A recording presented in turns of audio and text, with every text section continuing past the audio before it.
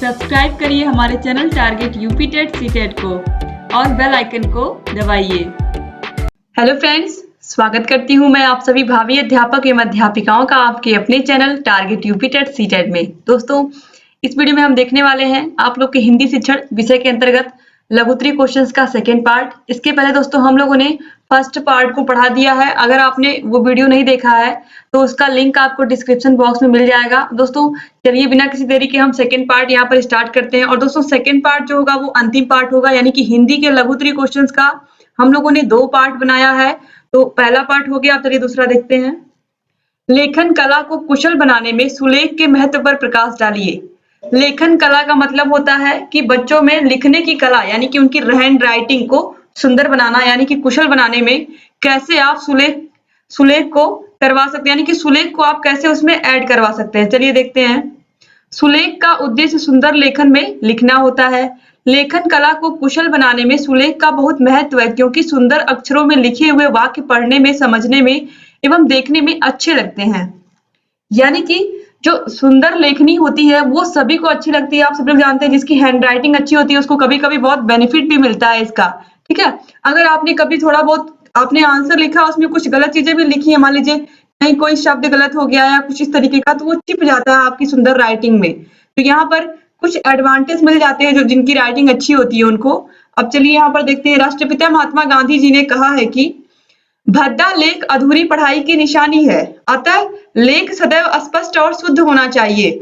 शुद्धता को प्रथम वरीयता देनी होगी, तत्पश्चात स्पष्टता और सफाई का महत्व है। यानी कि सबसे पहले आपको उस भाषा को सुंदर और साफ और सही लिखना आना चाहिए, यानी कि शुद्ध लिखना आना चाहिए। उसके बाद स्पष्टता और सफाई आती है।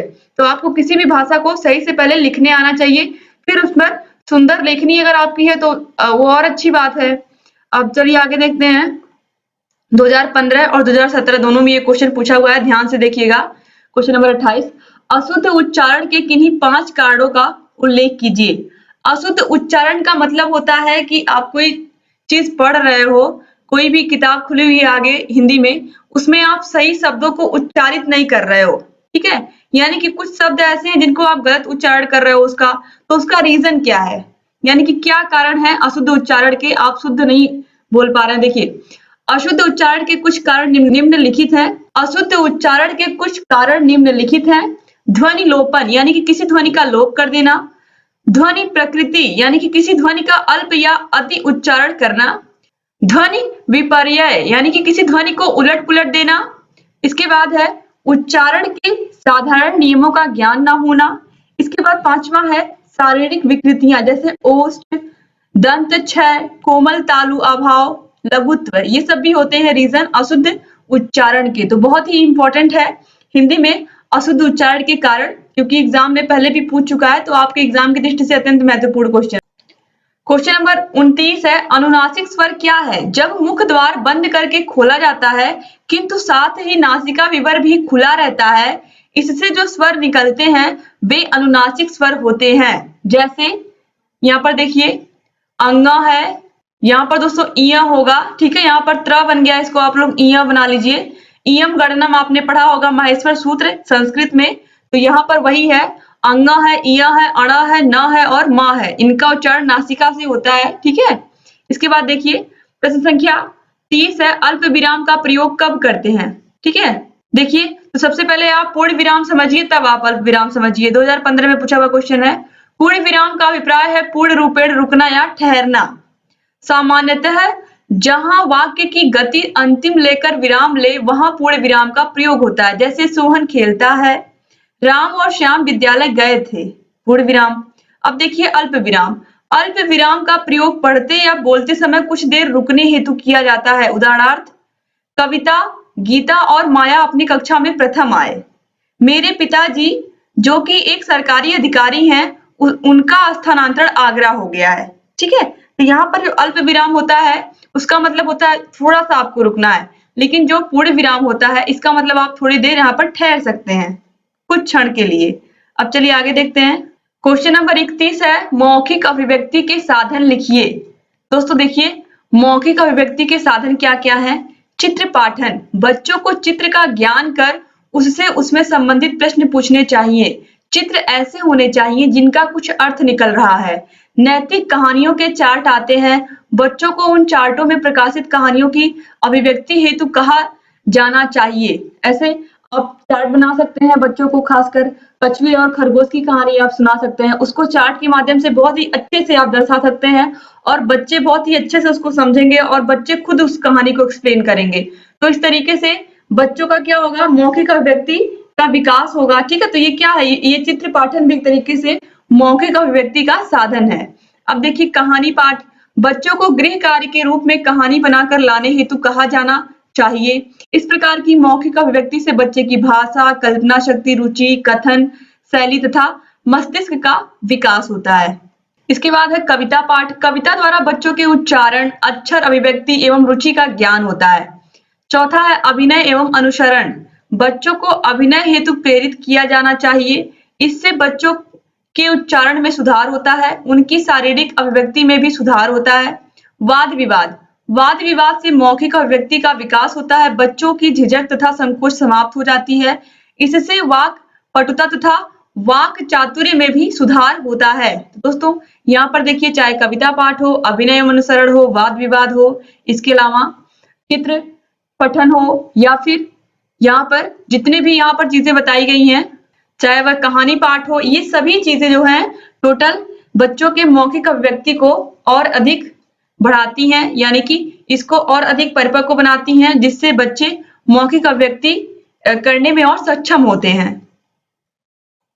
क्वेश्चन नंबर 32 है, लेखन शिक्षण की प्रमुख विधियां लिखिए, अथवा लिखने की शिक्षा के उद्देश्य एवं लेखन शिक्षण की विधियां बताइए, अथवा लेखन शिक्षण के 2 उद्देश्य लिखिए, अथवा लेखन शिक्षण की विधियां, विविध विधियां कौन कौन सी हैं। तो दोस्तों यहाँ पर देखिए 2015, 17 और 19 तीनों ईयर में ये क्वेश्चन पूछा गया है। तो यहाँ पर लेखन शिक्षण के उद्देश्य क्या क्या है, इसको आप बहुत ध्यान से देखिएगा, और लेखन शिक्षण की विधियां क्या क्या है, ये भी आप इस पर विशेष ध्यान दीजिए। ठीक है, क्योंकि हिंदी विषय है तो स्वाभाविक सी बात है, इसमें किस तरीके से आपको हिंदी विषय को लिखने आना चाहिए, किस तरीके से हिंदी विषय को आप अभिव्यक्त कर पाते हैं, चाहे मौखिक रूप से हो, लिखित रूप से हो, या सुलेख कैसे लिखते हैं, ये सभी चीजें हिंदी विषय में आती हैं।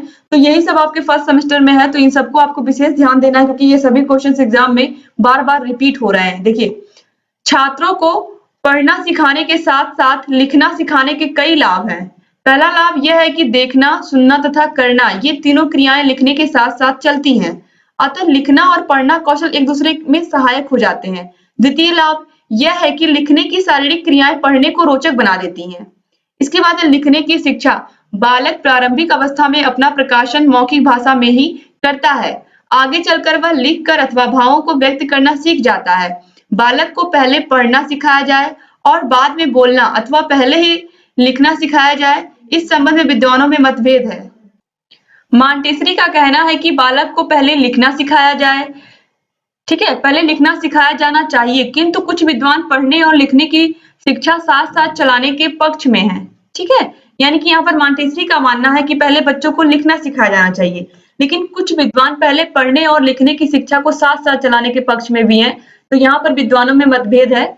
आगे देखते हैं, लिखने की शिक्षा के उद्देश्य। लिखने की शिक्षा के प्रमुख उद्देश्य निम्नलिखित हैं। बालक को इस योग्य बनाना जिससे वह अपनी भावनाओं और अनुभूतियों को लिखकर अपने शब्दों को व्यक्त कर सके। बालकों को लिखने की शिक्षा देने का एक उद्देश्य यह भी है कि वे लिखते समय यथा स्थान, सामाजिक तथा विराम आदि चिन्हों का प्रयोग करके लिख सके। इसके बाद तीसरा है, बालकों ने पढ़कर, सुनकर अथवा मौखिक भाषा के माध्यम से जिन शब्दों का अर्जन कर लिया है उनके प्रयोग करने का अवसर प्राप्त होता है। छात्र इन शब्दों का प्रयोग लिखकर कर सकते हैं। इसके बाद है, बालकों ने जिस ज्ञान को प्राप्त कर लिया है उन्हें लिखित भाषा का ज्ञान कराकर उस ज्ञान को सुव्यवस्थित रूप से प्रस्तुत करने की शिक्षा देना। इसके बाद है दोस्तों, बच्चों को सुंदर, स्पष्ट और आकर्षक ढंग से लिखने की शिक्षा देना। इसके बाद है, बच्चों को अस्थायी साहित्य सृजन की शिक्षा प्रदान करना। अब देखिए, लिखने की शिक्षा प्रदान करने हेतु विद्वानों ने कुछ शिक्षण विधियों का उल्लेख किया है। वे प्रमुख शिक्षण विधियां निम्नलिखित हैं।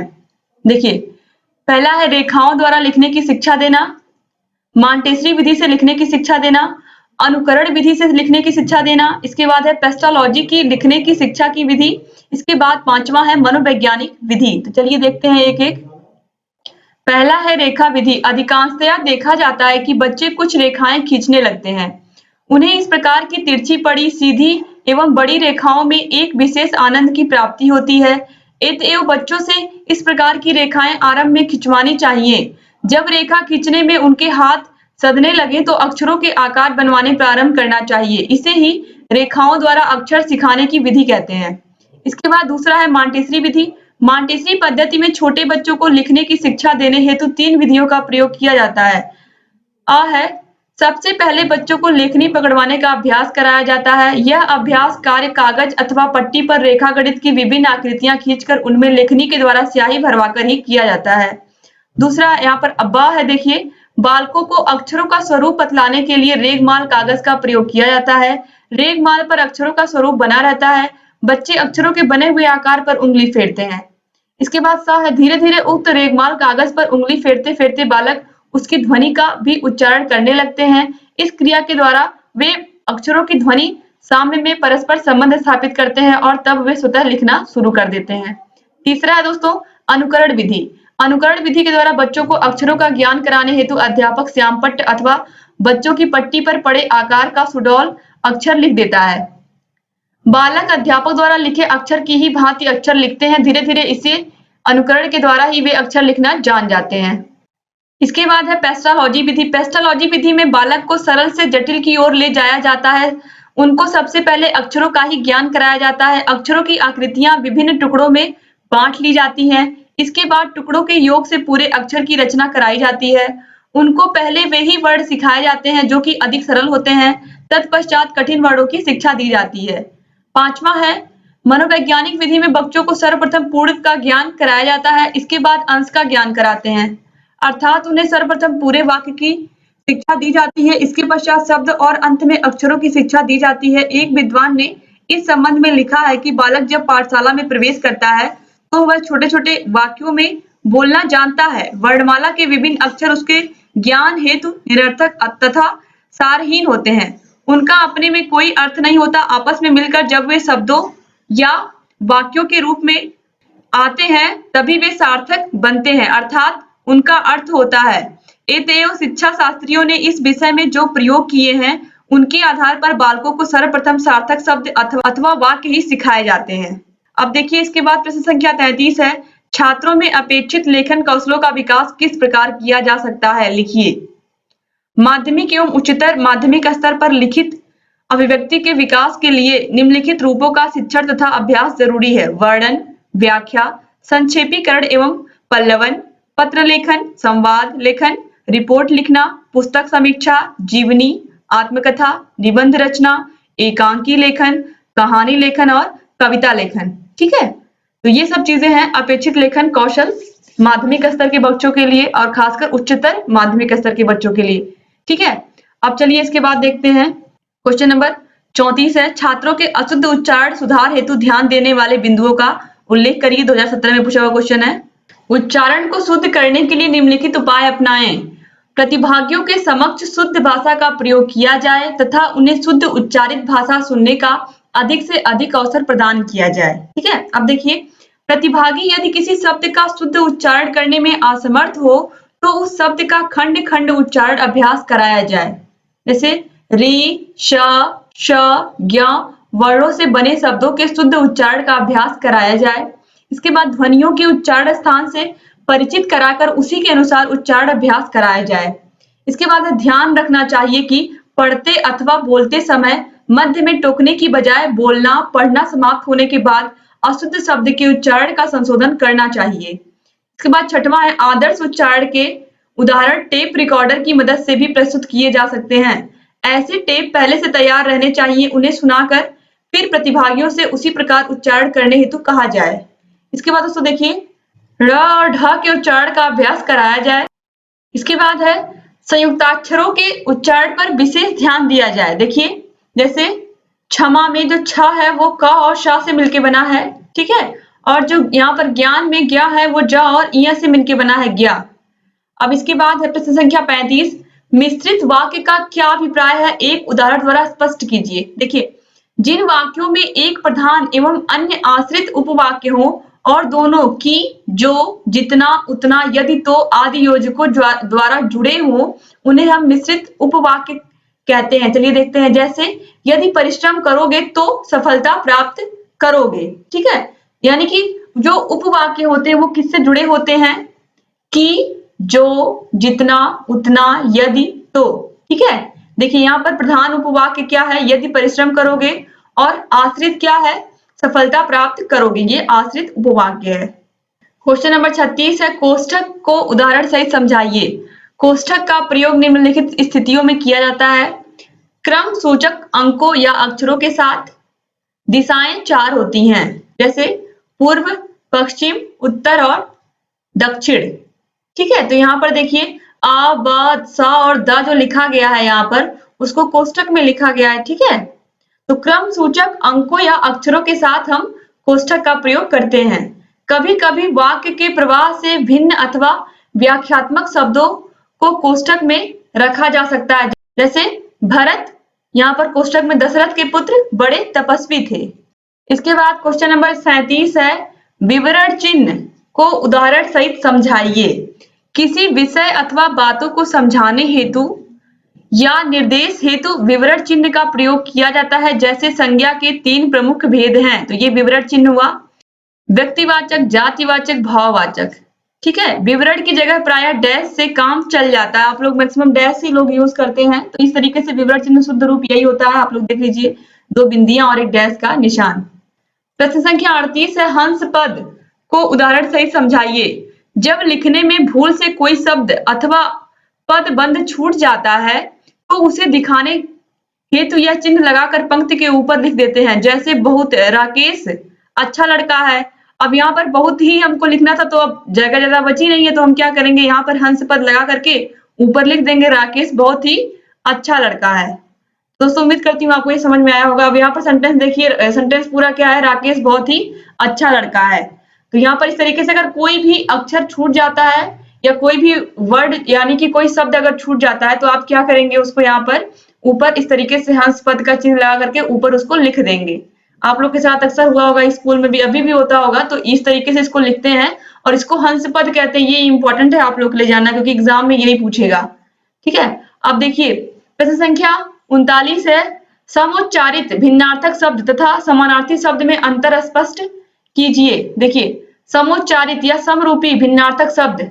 समोच्चारित वे शब्द हैं जो उच्चारण की दृष्टि से इतने मिलते जुलते हैं कि प्रयोगकर्ता उन्हें एक ही मान लेते हैं, जबकि उनका अर्थ एक दूसरे से अलग होता है। जैसे अंश, भाग, अंश, कंधा। देखिए यहाँ पर ये स यूज हुआ है तो ये हो गया है भाग, और ये अंश यूज हुआ तो कंधा। अति मतलब बहुत और इति मतलब समाप्त। इसके बाद समानार्थी शब्द है, एक शब्द को व्यक्त करने वाले अनेक शब्दों को पर्यायवाची या समानार्थी शब्द कहते हैं। जैसे जल को नीर, वार पानी कहते हैं, अग्नि को अनल, पावक आग, ज्वाला भी कहते हैं। क्वेश्चन नंबर 40 है, अनुस्वार तथा अनुनासिक ध्वनियों में क्या अंतर है, सो उदाहरण स्पष्ट कीजिए।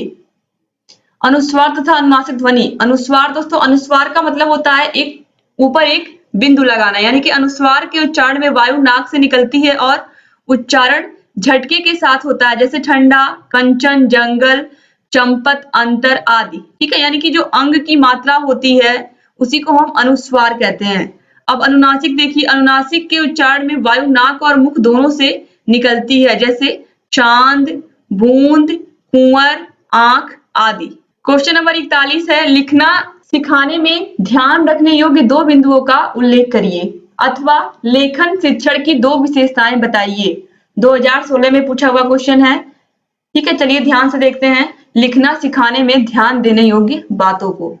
देखिए, बैठने का ढंग। बच्चों को लिखना सिखाने से पूर्व सीधे बैठने का अभ्यास कराना आवश्यक है।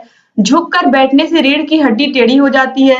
इसके अलावा आंखों पर अधिक बल पड़ता है। यदि चौकी, पीढ़ा, टेबल आदि न हो तो भूमि पर बायां घुटना मोड़कर वज्रासन में बैठकर दाएं कंधे पर स्टेल अथवा कॉपी, यहाँ पर स्लेट होगा, स्लेट अथवा कॉपी रखकर लिखना चाहिए। कॉपी किसी आधार पर रखनी चाहिए एवं आधार भी सीधा होना चाहिए। कॉपी को टेढ़ा करके लिखना गलत आदत है। ठीक है, अब देखिए दूसरा है दूरी। सीधे बैठकर पटिया, स्लेट अथवा कॉपी को आंखों से 35 सेंटीमीटर या 14 इंच की दूरी पर रखकर लिखना चाहिए। इसके बाद तीसरा पॉइंट है कलम पकड़ने के तरीके। कलम को उचित ढंग से पकड़ा जाए, कलम तर्जनी मध्यमा और अंगूठे के बीच हो और बीच से 1 इंच ऊपर हो।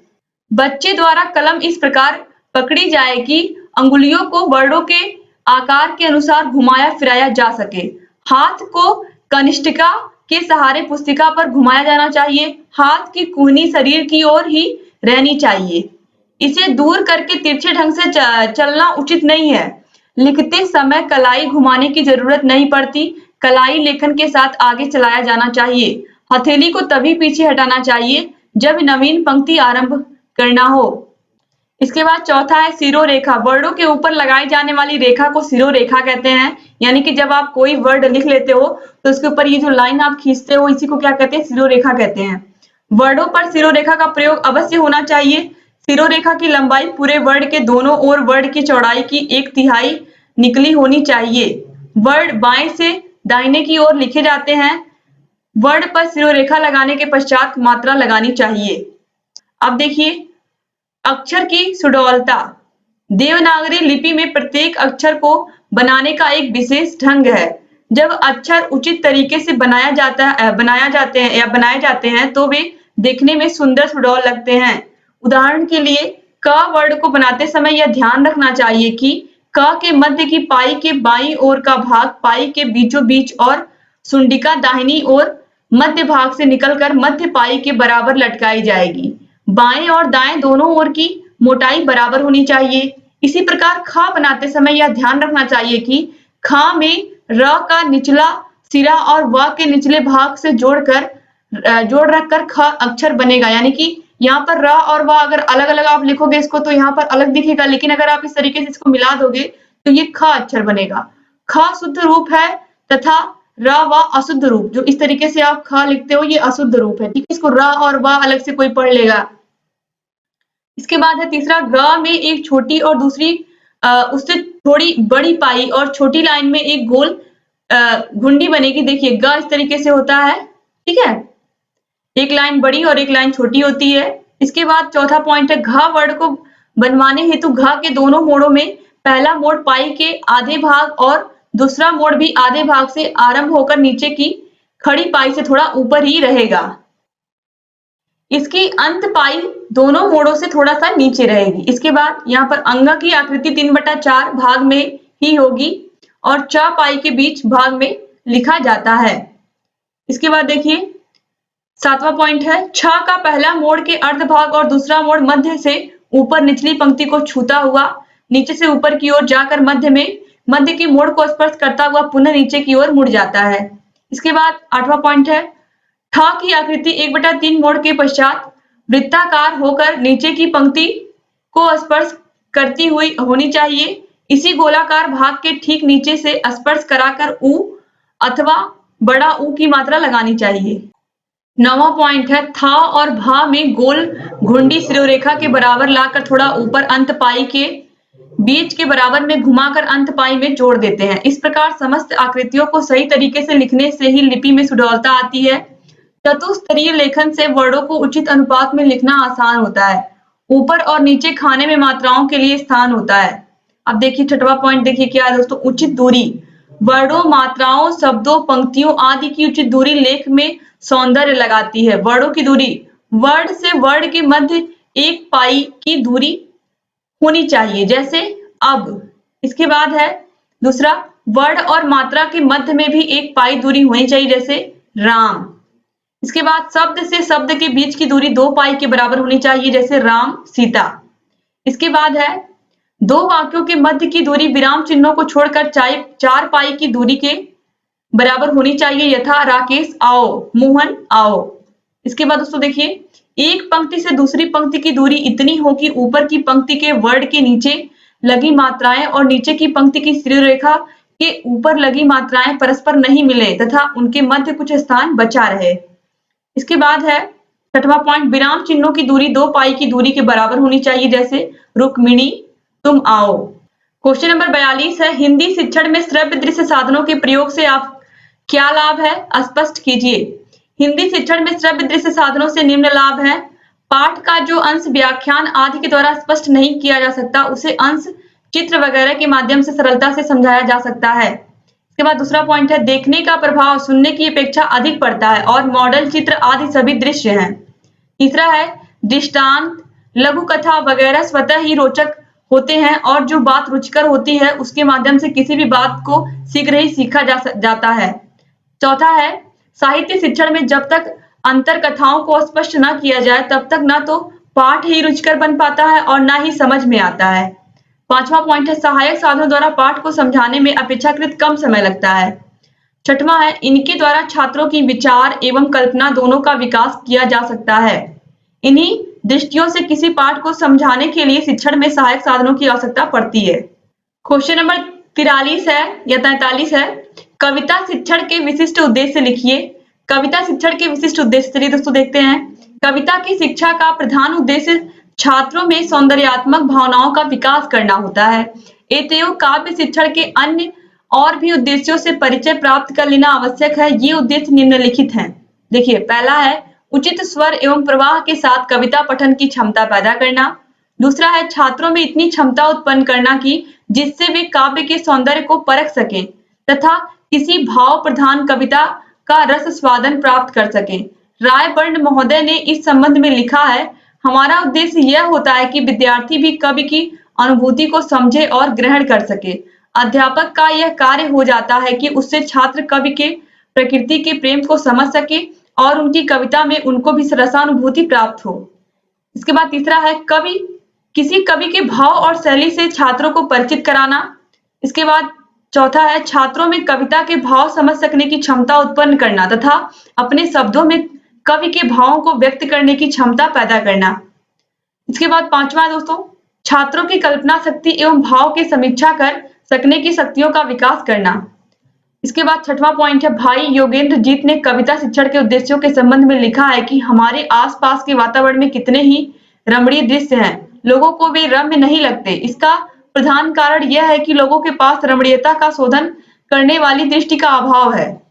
इसी अभाव के कारण वे कितने ही आनंद को ग्रहण नहीं कर पाते हैं। कविता के अध्यापन का ही यही ध्येय है कि वह सौंदर्य बोधक दृष्टि विद्यार्थियों में उत्पन्न की जाए जिससे वे संसार रूपी उद्यान में विहार करते समय अनेक प्रकार के स्थलों का आनंद ले सकें। इसके बाद सातवां पॉइंट है छात्रों को काव्य शिक्षण के साथ ही रस छंद और अलंकार से परिचित कराना। आठवां पॉइंट है छात्रों की कविता की अनेकानेक शैलियों से परिचित कराना। अब चलिए दोस्तों आगे देखते हैं। क्वेश्चन नंबर 44 है आंख अश्व समुद्र और सूर्य के लिए एक एक समानार्थक शब्द या पर्यायवाची शब्द लिखिए। देखिए आंख को हम नयन कहते हैं, नेत्र भी कहते हैं, समुद्र है, सागर है, ठीक है। इसके बाद है अश्व घोड़ा तुरंग भी कहते हैं, सूर्य को दिनकर दिवाकर भानु भास्कर सब कहते हैं। इसके बाद है प्रश्न संख्या 45 अनुलेख एवं श्रुतलेख में क्या अंतर है समझाइए। दोस्तों अनुलेख का तात्पर्य उस लेख से जिसे छात्र किसी नमूने को देखकर लिखता है, जबकि सुनकर लिखे हुए लेख को श्रुतलेख कहते हैं। दोस्तों अनुलेख का मतलब आप लोग समझिए कि मान लीजिए किसी बुक में आपने बच्चों को कह दिया कि यहाँ से यहाँ तक इसमें से देख करके लिख करके लेके आओ, जिसको हम आम बोलचाल की भाषा में नकल लिखना कहते हैं बच्चों से कि नकल लिख करके ले आओ, ठीक है। तो यहाँ पर जो नकल लिखता है बच्चा उसी को हम कहते हैं अनुलेखन या अनुलेख हिंदी में, शुद्ध हिंदी में। अब श्रुतलेख का मतलब होता है जो आप इमला बोलते हो बच्चों को, ठीक है, लाइन से बैठा करके आप बोलते हो, इमला बोलते हो, बच्चे लिखते हैं, कोई भी शब्द आप बोलते हो, तो इसी को हम कहते हैं हिंदी की शुद्ध भाषा में श्रुतलेख, ठीक है। तो यहाँ पर देखिए श्रुतलेख क्या होता है, अध्यापक या कोई छात्र बोलता है, अन्य छात्र उसे लिखते हैं। इसके बाद प्रश्न संख्या 46 है सिरोरेखा किसे कहते हैं, दो उदाहरण लिखते हुए समझाइए। सिरोरेखा वर्णों के ऊपर लगाई जाने वाली रेखा को कहते हैं। 2 पाई के बराबर शब्द से शब्द के बीच की दूरी होनी चाहिए, जैसे राम कृष्ण।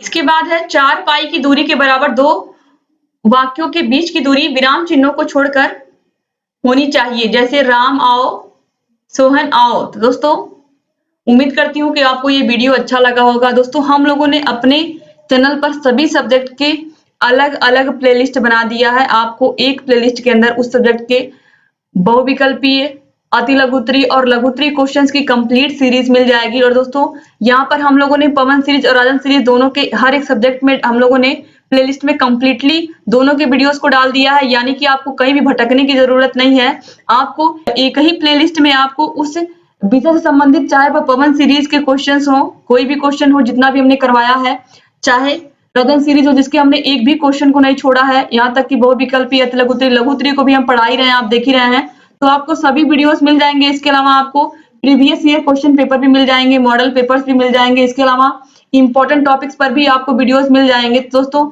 यहाँ पर हम लोगों ने जितना हो सकता है सब कुछ आप लोगों को यहाँ पर देने की कोशिश की है। तो दोस्तों अगर आप हमारे चैनल पर नए हैं तो प्लीज हमारे चैनल को सब्सक्राइब कर लीजिए और घंटी के निशान को जरूर दबा लीजिए, जिससे हम जो भी नई वीडियोस बनाते हैं उसका नोटिफिकेशन आपके पास टाइम से पहुंच जाए और आप हमारे जितने भी वीडियोस हैं उन सभी को लगातार देखते रहें, जो भी हमारे आने वाली भी वीडियोस हैं। दोस्तों ऐसे हमारे चैनल से जुड़े रहिए और आपके जितने भी फ्रेंड्स हैं सबको इस वीडियो को शेयर कर दीजिए, जिससे सभी को ये पता चल सके कि हाँ इस चैनल पर सभी क्वेश्चंस कराए जा रहे हैं और आपको यहाँ पर सीरीज पर पैसा खर्च करने की कोई जरूरत नहीं है, क्योंकि हम लोगों ने कोई क्वेश्चन छोड़ा ही नहीं है। ठीक है। और दोस्तों अगर आपको कहीं भी कोई प्रॉब्लम है किसी भी सब्जेक्ट में तो आप प्लीज कमेंट बॉक्स में कमेंट करके हमको बताइए, हम आपकी सभी समस्याओं का समाधान करेंगे और सभी जितने भी आपके डाउट्स हैं सभी डाउट्स को हम क्लियर भी करेंगे। बस आपको केवल एक कमेंट करना है कमेंट बॉक्स में। ठीक है। तो दोस्तों ऐसे हमारे चैनल से जुड़े रहिए, वीडियोस को देखते रहिए। अगर वीडियो अच्छा लगा तो प्लीज वीडियो को लाइक कर दीजिए और अपने सभी फ्रेंड्स को इसको शेयर भी कर दीजिए। ठीक है। वीडियो पूरा देखने के लिए बहुत बहुत धन्यवाद। जय हिंद।